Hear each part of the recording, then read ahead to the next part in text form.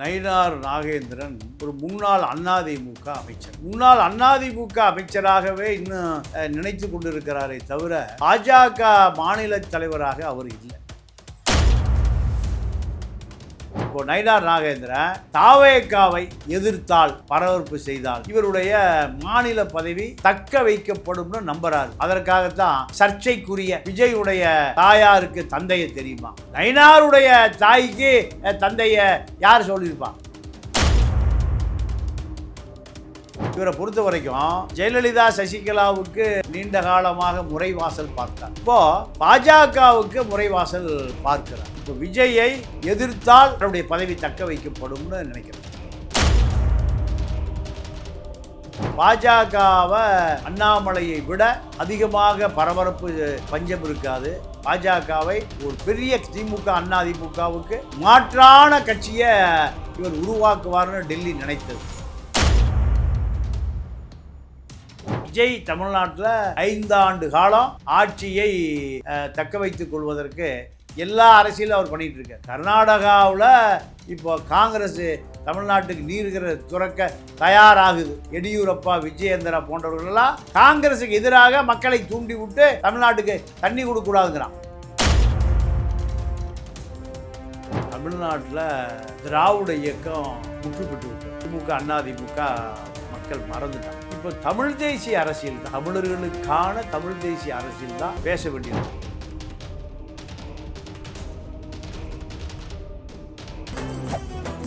மெரிபா paneer soda, I trust மெரிபா. ஆச்சி மசாலா, எந்த சமையலும் ருசி தேடும் ரகசியம். 20 ரூபாய். ரிஃப்ளெக்ட் நேயர்களுக்கு வணக்கம். இன்று நம்மோடு இணைந்திருக்கிறார் மூத்த பத்திரிகையாளர் திரு தமிழா பாண்டியன் அவர்கள். சார் வணக்கம். வணக்கம் சார். நயினார் நாகேந்திரன் அவர்கள் இரட்டை அர்த்தத்தில் பேசியதை நம்ம பார்த்துருப்போம். அது மட்டும் இல்லாமல் அவர் ஏன் இன்னும் கைது பண்ணலை, எந்த சட்ட நடவடிக்கையும் எடுக்கலை என்ற கேள்வி திமுக தரப்பிலிருந்து கேட்டு வராங்க. முன்னாள் அமைச்சர் துரைமுருகன் அவர்கள் சொல்லியிருக்காரு, நயினார் நாகேந்திரனை தொட்டால் தாவேகா ஆட்சி முடிவுக்கு வந்துவிடும்னு சொல்கிறாரு. தாவேகா ஆட்சி முடிவுக்கு வரும்னு சொல்கிறாரு. எப்படி பார்க்குறீங்க இதை? இல்லை, இப்போ நயினார் நாகேந்திரனை பொறுத்த வரைக்கும் நயினார் நாகேந்திரன் ஒரு முன்னாள் அதிமுக அமைச்சர். முன்னாள் அதிமுக அமைச்சராகவே இன்னும் நினைத்து கொண்டிருக்கிறாரே தவிர பாஜக மாநில தலைவராக அவர் இல்லை. அவரை பொறுத்த வரைக்கும் அவர் ஒரு பெரிய வியாபாரி, குவாரி அதிபர், சாராய கடை அதிபர், பண்ணையார், இப்படி தான். அவர் அரசியல்வாதியே அல்ல. இதையெல்லாம் காப்பாற்றி கொள்வதற்காக அரசியல்வாதி வேடம் பூண்டிருக்கிறார்.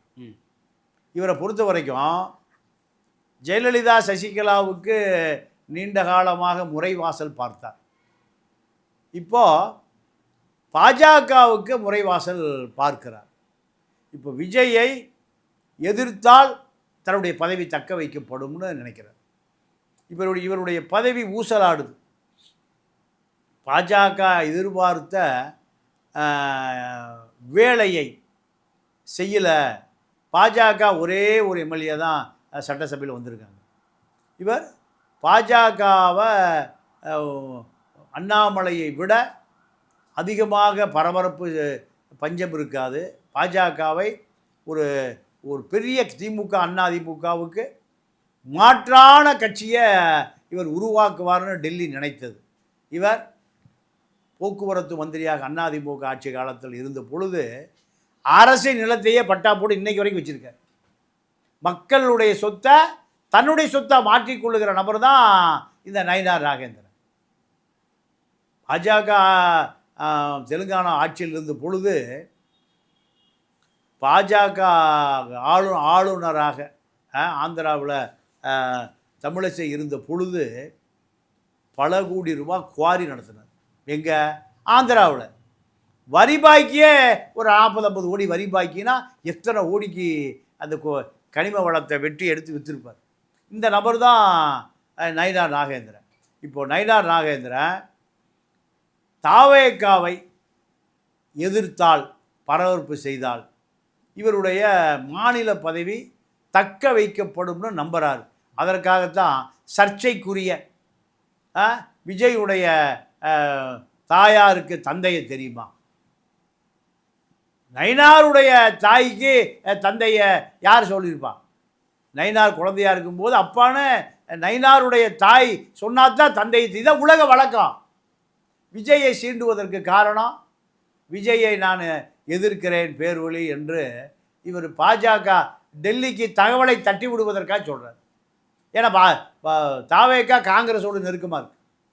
இதை எதிர்ப்பதின் மூலம் தன்னுடைய அரசியல் ஆளுமையை நிரூபிப்பதற்காக மலிவான அரசியலை செய்கிறார். துரைமுருக ஒரு மலிவான அரசியல்வாதி. திமுகவிலிருந்து விரட்டப்பட்டு இப்போ சொந்த தொகுதியிலே ஜெயிக்க முடியாமல் தோல்வி அடைஞ்சு இப்போ அவர் பல ஊழல் வழக்கு அவர் மீது தோண்டி எடுக்கப்படுகிற நிலையில் இருக்கு. துரைமுருகனுடைய சொத்து மதிப்பு பலாயிரம் கோடி. ஆற்று மண்ணை விற்றே பலாயிரம் கோடி சம்பாதிச்சிட்டார். இப்போ அந்த ஆற்று மண்ணை விற்று பலாயிரம் கோடி சம்பாதித்த துரைமுருகன் மீது ஈடி பாய்ந்து விடக்கூடாது, வருமான வரித்துறை பாய்ந்து விடக்கூடாது. அந்நிய செலாவணி மோசடி பலாயிரம் கோடி லண்டனில் பதுக்கி வச்சுருக்க. இதெல்லாம் பாய்ந்து விடக்கூடாது என்பதற்காக நீங்கள் யாருக்கு வக்காலத்து வாங்குறாரு? நயினாருக்கு வக்காலத்து. நயினாரை தொட்டைங்க ஆட்சி கவுந்துரும். நீ திமுகவா இல்லை தீகாவா? பெரியார் தொண்டனா வந்தியா நீ? இல்லை சவர்கார் தொண்டனா அத்வானி தொண்டனா? துரைமுருக யாருடைய தொண்டை? பிள்ளை இந்த நாயும் பிழைக்கும் இந்த பிழைப்பு. அப்போ திமுகவுடைய நிலைமை எப்படின்னு பாருங்க. திமுக இப்போ தாவேக்காவால் ஆட்சி இழந்தது. ஆனால் துரைமுருக இப்போ யாருக்கு ஆதரவு கொடுக்குறாரு? பாஜகவுக்கு ஆதரவு கொடுக்குறார். விஜய தொட்ட ஆட்சி கவுந்து. இப்படி பாமக பாஜக தமிழ்நாட்டில் ஒரு பெரிய ஆளுமையான இயக்கம், ஆளுமையான கட்சின்னு சொல்கிறாங்க. ஆனால் விஜய் தமிழ்நாட்டில் 5 ஆண்டு காலம் ஆட்சியை தக்க வைத்துக் கொள்வதற்கு எல்லா அரசியலும் அவர் பண்ணிகிட்ருக்கார். கர்நாடகாவில் இப்போ காங்கிரஸ் தமிழ்நாட்டுக்கு நீர்கிற துறக்க தயாராகுது. இதை யார் தடுக்கிற? அங்கே இருக்கிற பாஜக எடியூரப்பா, விஜயேந்திரா போன்றவர்களெல்லாம் காங்கிரஸுக்கு எதிராக மக்களை தூண்டி விட்டு தமிழ்நாட்டுக்கு தண்ணி கொடுக்கக்கூடாதுங்கிறான். அந்த கட்சியை சேர்ந்தவர் தான் நயினார் நாகேந்திரன். இதை மடைமாற்றுவதற்கு தான் துரைமுருக நயினார் நாகேந்திரனை தொட்டால் ஆட்சி கவுரு, தொட்டுப்பார். இதெல்லாம் மலிவான அரசியலை செய்யக்கூடிய நயினார் நாகேந்திரனுக்கு துரைமுருகன் சப்பை கட்டுகிறார். ஓகே, விஜய் அவர்களோட பிறப்பு பற்றி பேசுகிறாரு நயினார் நாகேந்திரன். அது பெரிய சர்ச்சையாகவும் மாறி இருக்கு. ஏன் இந்த விஷயத்த பேசணுன்ற ஒரு கேள்வியும் வருது.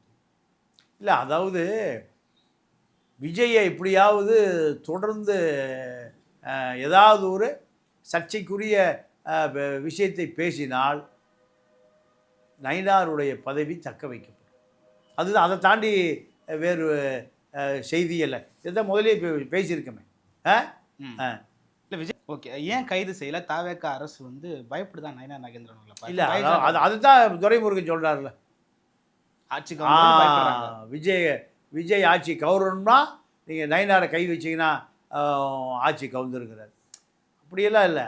ஆட்சி கவுந்தா அடுத்து 148 வரும். ஏன்னா மக்கள் தான் திமுக மீது சாப்பிட்டு காணறே வரல. அதனால் பாஜக தலைமை விஜயை பார்த்து தான் பயந்துட்டுருக்கே தவிர துரைமுருகனை பார்த்து பயந்துட்டுருக்கல, திமுகவை பார்த்து பயப்படல. அதனால் திமுகவை பொறுத்தவரை திமுக எப்படியாவது பாஜக தாவேக்கா சண்டையை மூட்டி விட்டால் குளிர்காயலான்னு பார்க்குறாங்க. அந்த வேலையை தான் துரைமுருகன் செய்கிறார். ஓகே, அமைச்சர்கள் எல்லாம் கூட கண்டனத்தை தெரிவிச்சிருக்காங்க. அதிலும் குறிப்பாக ராஜ்மோகன் அவர்கள் சொல்லியிருக்காரு, திமுக காரர் போலவே பேசுகிறார் நயினார் நாகேந்திரன், தெருமுனை கூட்டத்தில் பேசுகிற பேச்சாளர் போல பேசியிருக்காருன்றாரு. எப்படி பார்க்குறீங்க இது? இல்லைங்க, அதாவது அவரை பொறுத்த வரைக்கும் அதிகபட்சம் எதை பேசணுமோ அதை பேசினால் பாஜக தமிழ்நாட்டில் இருப்பதை ஒரு பிரமையை ஏற்படுத்துகிற முயற்சி தான் இது வெற்றி பெறாது. தமிழ் தேசிய எழுச்சி மாநாடுன்னு சொல்லிட்டு திருமாவளவன் தலைமையில் இன்றைக்கி ஒரு பெரிய மாநாடு நடக்குது. எப்படி பார்க்குறீங்க? இல்லை, இப்போ தமிழ்நாட்டில் திராவிட இயக்கம் முற்றுப்பெற்று விட்டது. திமுக அதிமுக மக்கள் மறந்துட்டான். இப்போ தமிழ் தேசிய அரசியல் தான், தமிழர்களுக்கான தமிழ் தேசிய அரசியல் தான் இப்போ பேச வேண்டியிருக்கு. காரணம், கர்நாடகாவில் காவிரி தண்ணி வரவே இல்லை. தமிழர்கள் ஒன்று திரண்டால், திராவிட இயக்கத்திலிருந்து விடுபட்டால் காவிரியை பெற முடியும். இப்போ தாவேக அரசும் திராவிட அரசுக்கு மாற்றாக உருவாக்கப்பட்ட அரசு தான் இந்த தாவேக அரசு. திராவிட இயக்கம் அல்ல. திமுக அதிமுக தோல்வி அடைந்த ஒரு கொள்கை. இப்போ இதைத்தான் திரும்ப இப்போ கையில் எடுக்கிறார். இங்கே தமிழ் தேசிய அரசியல் தான் இப்போ தேவை. திராவிட அரசியல் முடிவுக்கு வந்த பிறகு தமிழர்களுக்கான உரிமைகளை பெற்றுக் கொடுக்கக்கூடிய, தமிழ் இறையாண்மையோடு கூடிய, தமிழர்களுடைய வாழ்க்கையை தமிழர்களை தீர்மானித்து கொள்ளக்கூடிய அரசியல் தான் தேவை என்பதுதான் திருமாவுடைய திட்டம். இந்த கடந்த காலத்தில் தவற விட்டுட்டார். திமுகவோடு சேர்ந்து தமிழ் தேசிய அரசியலை செய்யாமல் திராவிட தேசிய அரசியலை செய்தார்.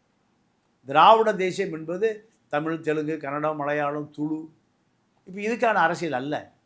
அப்போ அவர்களுக்கு தனி வழி மாநிலம் உருவான பிறகு அவர்களெல்லாம் தனி அதிகாரம் கொண்ட ஒரு அமைப்பாக மாறிட்டாங்க.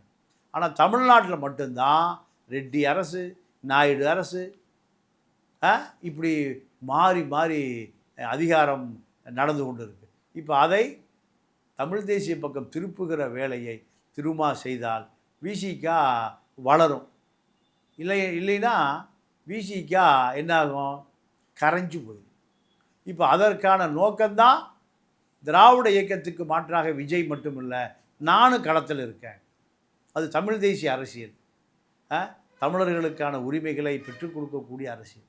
டெல்லியிடமிருந்து தமிழகத்தை, தமிழர்களுடைய நலன்களை பெற வேண்டிய தேவை வந்தால் அதுதான் தமிழ் தேசிய அரசியல். 234 சட்டமன்ற உறுப்பினர்கள், 40 நாடாளுமன்ற உறுப்பினர்கள் தமிழர்களுக்கான அடையாளமாக என்று மாறுதோ அன்றுதான் தமிழர்களுக்கான வாழ்க்கை விடிவு. தமிழர் அல்லாதவர்களுடைய அதிகாரத்தை செலுத்துவதற்கு தான் இன்றைக்கி தமிழ்நாட்டில் விஜய் ஆட்சியே ரெட்டி ஆட்சியாக போச்சு. விஷ்ணு ரெட்டி, ஆதவ அர்ஜுனா ரெட்டி, பாசியம் கன்ஸ்ட்ரக்ஷன் அபினேஷ் ரெட்டி, இப்படி தமிழர்கள்ட்ட அதிகாரமே இல்லை.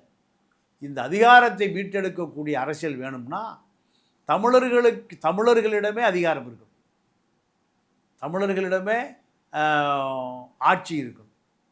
தமிழர்களே டெல்லியை எதிர்பார்க்காமல் ஆட்சி செய்யக்கூடிய அதிகாரம் வேணும்.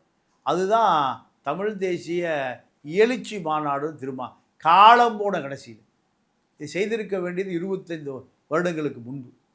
2000 இதை செஞ்சுருந்தாருன்னா இன்றைக்கி விஜய் நாற்காலி அவர் தான்.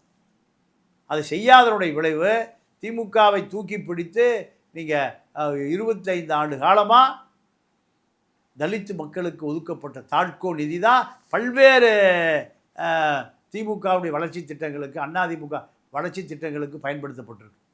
இதை திரும்ப தட்டி கேட்கவே இல்லை. பார்ப்பன அடிவருடியான ரவிக்குமாரும் தட்டி கேட்கல. அப்போது காலம் போன கடைசி 25 ஆண்டு காலம் கழித்த பிறகு தமிழ் தேசிய அரசியலை திருமா கையில் எடுத்திருக்க வேண்டிய தேவையை விடுதலை சிறுத்தைகள் தள்ளி விட்டுருக்கிறார்கள். திருமாவுக்கு தமிழ் தேசிய அரசியலை எடுத்து தமிழர்களுடைய நலன்களை பற்றி பேசினால் மட்டும்தான் இந்த கட்சியை நிலைநிறுத்த முடியும் என்ற சூழலை விசிகா தொண்டர்களே திருமாவிடம் அதை பொறுப்பை தள்ளிவிட்டு இருக்கிறார்கள்.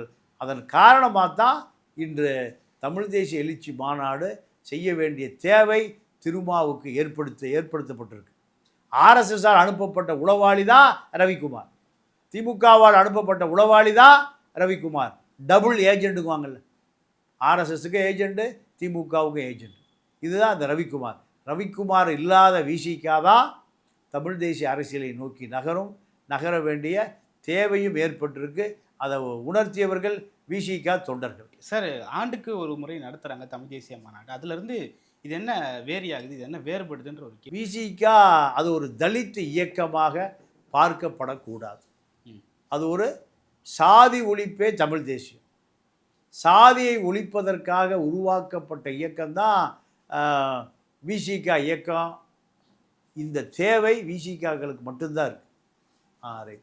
விசிகாக்களுக்கு மட்டும்தான் இருக்குது. அப்போது ஆண்டாண்டுக்கு தமிழ் தேசிய மாநாடை நடத்திவிட்டு திமுகவோடு இணைந்து கொண்டதனுடைய விளைவு தான் விசிகா இன்னைக்கு பலமிழந்து நிற்கிது. இதை பலப்படுத்த வேண்டிய தேவை எப்பொழுது ஏற்படுதுன்னா, இந்த விசிகாவை தமிழ் தேசிய கூறாக மாற்ற வேண்டும். ஏன்னா இப்போ திராவிட இயக்கம் நீர்த்து போய்விட்டது. விஜய்க்கு மாற்றாக இப்போ இயக்கம் தேவைப்படுகிறது. விஜய்க்கு மாற்றாக திமுக அதிமுக இல்லை.